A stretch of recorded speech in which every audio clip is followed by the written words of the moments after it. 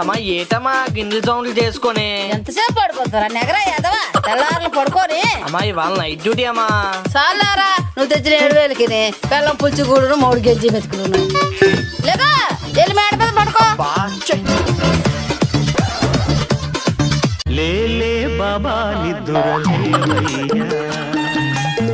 Start చేస్తారు.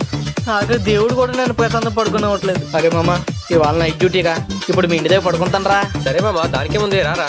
సరేగా. ఇంట్లో కూడా ఎవరు లేరు, ప్రశాంతంగా పడుకో. మామ నీ రుణం ఎలా తీర్చుకోవాలరా? ప్రశాంతంగా పడుకో మామ. థ్యాంక్స్ మామ. అమ్మయ్యా ప్రశాంతంగా పడుకోవచ్చురా బాబు. మా వద్ద బాత్రూమ్ బ్రష్లు, సోప్ బాక్సులు, చిన్నవి పెద్దవి, ఉల్లిపాయ బుట్టలు, క్యారేజీ బుట్టలు,